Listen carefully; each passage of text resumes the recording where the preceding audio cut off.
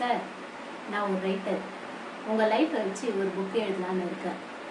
சொல்லுங்கள் சார், எதனால் இந்த கொலையை பண்ணீங்க, எதுக்காக பண்ணீங்க?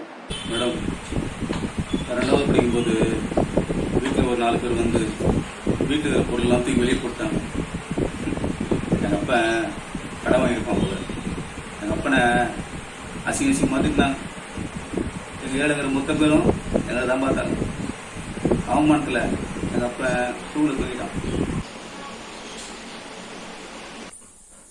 எங்கள் வீட்டில் ரொம்ப கஷ்டம். எங்கள் மதங்கள்லாம் பார்த்துக்கிச்சு. காலையில் வெயிலில் கூலி வேலைக்கு போவோம். ராத்திரி ஆனால் உடம்பு வலின்னு தைலம் வச்சுட்டு படுத்தோம்.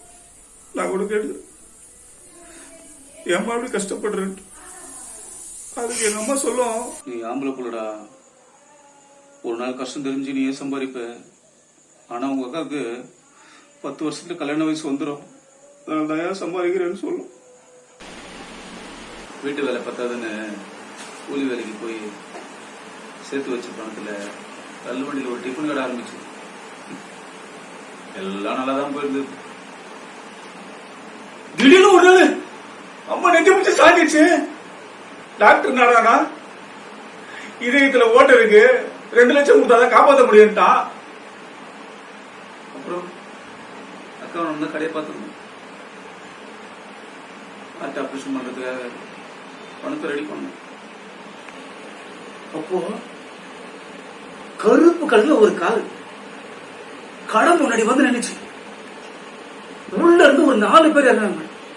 அதுல ஒருத்தன் சேட்டு பையன் மாதிரி கோட் சுட்லாம் போட்டு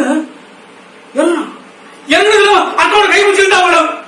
நான் வரனே காலை வச்சு கேட்கிறேன், விட்டுறேன் திரும்ப கை பிடிச்சி தந்துட்டா மேடம். எனக்கு வந்த கோவத்தை தலைமுடிய போச்சு, தலைமுடி எடுத்து கலைஞர் வீட்டுல கட்டி எடுத்து அவன் கழுத்துல வச்சு அறுத்து கொண்டுட்டாங்க மேடம். கையெல்லாம் ஒரு ரத்தம். இந்த ரத்தம் வட என்னமோ பண்ணிச்சு. என்ன நடந்து யோசிக்கிறதுக்குள்ள எல்லாமே முடிஞ்சிச்சு. சார், இந்த கதையை கேட்கும்போது எனக்கே ரொம்ப கஷ்டமாக இருக்குது. உண்மை என்னன்னு நான் புக்கு மூலியமாக மக்களுக்கு தெரிய வைக்கிறேன் சார்.